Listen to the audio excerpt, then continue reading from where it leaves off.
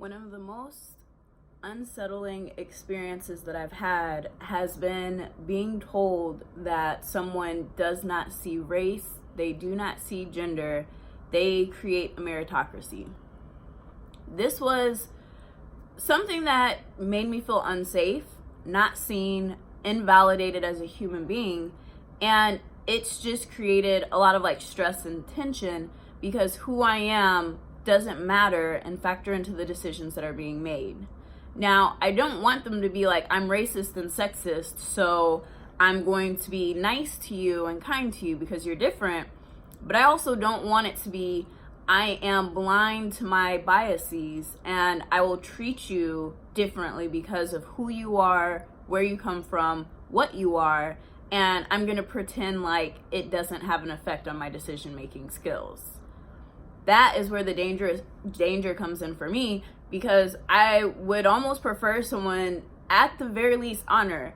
Yes, we have different people with different experiences, different needs, different upbringings, and different ways of operating, and that's okay. Because when you honor those differences, that creates a safe space where, okay, I'm safe to be me, and we can have a conversation when something goes wrong, because you'll understand, okay, you're not like everyone else. There's something different about you. And it may not be because I'm black, and it may not be because I'm a woman, and it may not be because of anything other than my perspective on how I see the world and how I operate. That's just me. It could just be my personality. But instead, now it becomes, how do I fit in with these people who obviously are all the same and do the same things and operate in the same way, and they're okay with these things, where the challenge that tends to come up for me is I tend to be the listener and I pay attention. So I am very rebellious by nature and I don't like following rules, but when there's a rule set and there's something to follow, I follow it very well. I'm really good at following along with rules and guidelines. Those are the things that get me. Not people and what their whims are. I don't care. You tell me something to do, it's whatever. You're human, you're going to change your mind. But if it's something that's set in stone and agreed upon, then it's different. Then it's okay, it's as though we have a contract and I will do my best to honor it. So I'm Latia, and this is my YouTube. I talk about a lot of things. And today I'm mostly curious about this because of the aspect of allies and safe spaces. And what is it that prevents people from trusting one another? Because I know who I am and what I need, and at the same time I can see the difference between myself and other people, whether it's the obvious or something more subtle. Where growing up with my sisters, something that I noticed is that when my dad would speak to us, I pay attention. I listen to every word. I'm asking questions. I'm curious. I'm right there with him. It's yes, Dad, I am engaged. I am present. Tell me more. Whereas my sisters would be chatting with each other on their phones, playing games. They're just not really paying attention. And so there are even times now where my grandma or my dad or my mom or different people who were with me growing up, I'll be oh yeah, I remember when you would say these things. And they're you were listening? Yeah, I listened. I paid attention. It may have been one time that you told the story, but I usually paid attention, listened, understood. And depending on what the story was, I would apply it to my life or see how it would show up in situations. So it wasn't necessarily the quantity, but just I listen well. I'm the type of person you don't usually need to tell me more than once, unless I either don't care, wasn't in the headspace for it, don't care, or whatever else that I'm dealing with that just keeps me that's low priority, doesn't matter. Which there's also, I just choose not to, which fractionally don't care, fractionally other things are more important. So there's an essence of prioritizing. And some of the things that people want, I'm I get that. I can change this is quick. And then other things, I'm you're asking for a fundamental overhaul of who I am. This isn't really gonna work, but I'll see what I can do to try to keep this up. And so recently, something came up where someone was asking why I didn't go to them for something. So it's why wouldn't you come to me for help? And in the moment I was just I'm shocked it matters to you because you don't act like you actually care. it's a workplace thing. And the good thing about my job is that people care about people. So like there is like an essence of care. There is a mantra of, I'm sure they had good intentions. I'm sure they meant well. I'm sure it was coming from a good place. I'm sure whatever positive spin they can put on these things is. And I'm like, I hear you. I get that. And if I don't feel it, if it doesn't genuinely resonate with me, I'm just wary. Like, I'm not the type of person who can be like, oh yeah, you said this really ignorant thing and you had good intentions. Like, that makes me feel okay. It's like, no, all you do is create more conflict between, okay, you're saying these good things, but you're doing these bad things and they don't align. And I can get the essence that you might be going for, but at the same time, it's like, it still doesn't make me feel good. I don't feel included. I don't feel valued. I don't feel like I mattered. And then to couple onto it, like there's just been a lot of like more negative energy than positive. So it's like you're taking from our emotional trust bank instead of depositing into it. So it's like, of course I'm depleted and I'm not going to go to you. We're not in a space where I'm like, oh yeah, I trust this person. I know they have my best interests at heart. We're like this. It's like, no, we're like this. We're like that. Like, we're not connected. And the thing about it is that like growing up, that was an experience that I would have a lot. A lot of people want my time and attention and energy and focus and this and that. A lot of people take from me. And so I'm used to giving. It's like, all right, you need attention, you need inquiry, you need space. Like, what do you need? And I'll be there for you. Like, I got you. But very few people are there for me when I need it. So my challenge is, like, for myself, how do I honor who I am and what I need in the face of whatever is going on? Because it's easy to be like, oh, my job needs me, I'm not going to do this. Oh, this person needs me, I'm not going to do that. Oh, let's have this really uncomfortable, awkward conversation where all I do is support you, you don't support me, and you think I'm going to want to help you with something else. Like, no, that doesn't make sense. And for me, it's just like, right, I need healthier boundaries in my conversations because I want to support everyone. If I could, I'd be a yes to everything and everyone, where it's just like, yes, I'll help you with your business. Yes, I'll support your coaching. Yes, I'll watch your video. Yes, I'll give you feedback. But no, I can't. I'm human and I have limits. I have limited physical resources. I definitely have an unlimited capacity for generating energy, especially in the face of that which I love. But when it comes to things that are just difficult, not engaging, and they don't work for me, it's tough. But when it comes to being an ally and creating a safe space for people, I don't believe that, at least for me, I don't want someone who's going to tell me, oh, I don't care about your race, gender, color, your personal experience. It doesn't matter in the context of my world, so clearly it's not a problem for you as well. That is the heart of that which has been frustrating me lately with people, because it's like, I get that you have your perspective and what you think the world operates on, and open your mind and realize that you're not the only one. You're not the only person in this office that I have to deal with. You're not the only experience that I'm going to have with this. You're not the only manager that I've had that might think that they're so open and cool and conscious when you're not. It's like, for someone to say certain things, it's hurtful. And the challenge is that it's like, for me, it's like, what I'm learning is a lot of people are not of service and they think that they are. So you think you're doing me a service by telling me, oh, it's a meritocracy, I don't care about these things when I make choices. But in reality, what you're telling me is, what I'm bringing to the table doesn't matter to you. What my experiences are don't matter to you. I do not matter, because you're going to negate the fact that as a woman and a woman of color, there's an experience and like there's just things that I go through that you can never understand, but you're still going to judge me based on this even schedule, like this even keeled, everyone's going to be operating on the same way. But it's like, you're taking out the fact that we start in different places. Like, I didn't start off with, you know, all the love and support where everyone's just like, oh, Tia, you got this, you're going to go far. No, I'm a fighter. Like, if anything, I'm the type of person where it is more motivating for me to have you be like, wow, Tia, you suck, you're never gonna make it. Oh, yeah, I got this. Let me prove you wrong. What doesn't motivate me is, wow, Latia, I have so much faith in you. You're so great and amazing. She's like, ew, go away. Take that elsewhere. Like, I don't need that. But at the same time, if all you're doing is just finding holes and criticizing me constantly, then I'm left feeling like, okay, clearly I don't add value and all you want to do is fix me. So screw you. Like, no, that doesn't work. Like, there has to be a balance. Like, if it's a one-off and it's with someone and they're like, this is the ways in which you suck, I don't have faith in you. That's like one thing. It's like, clearly you're just not competent, so don't worry, I'll prove you wrong. But then there's the people who it's like, I have faith in you and I want you to get better. Let me show you the ways you can improve, and let me honor how good you're doing and how far you've come and honor your progress.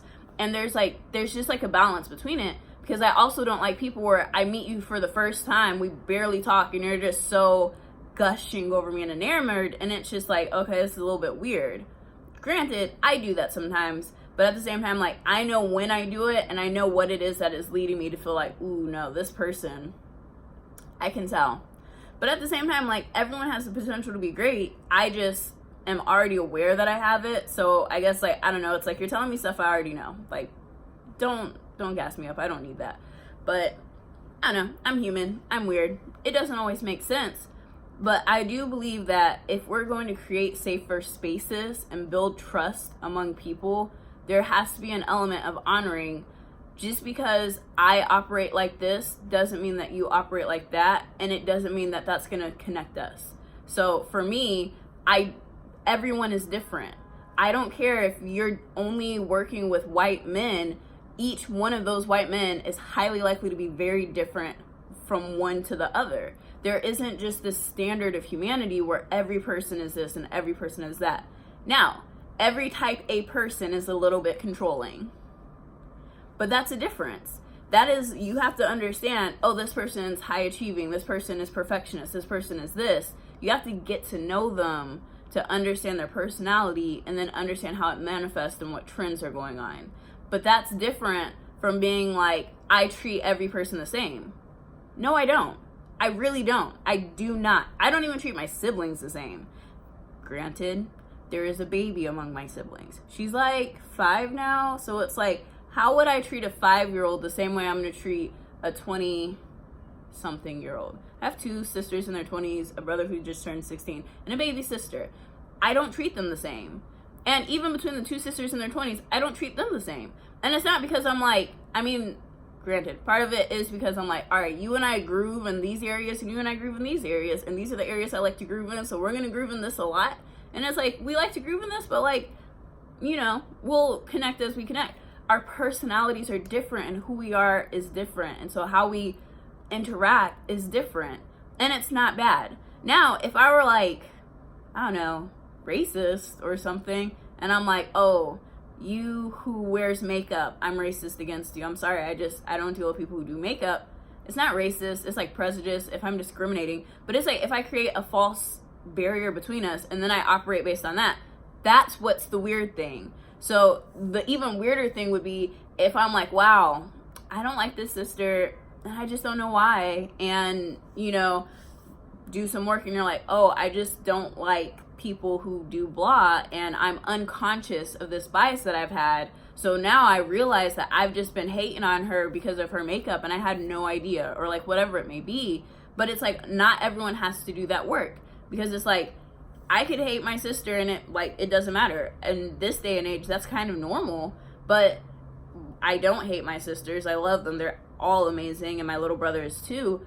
But it's like, it would be like if I were racist against black people and I just hated my whole family. I didn't realize, oh, wow, I'm racist against black people. Like, I had no idea. I just thought black people suck, so my family sucked. And it's just like, all they do is suck because they're validating this belief that I have about black people.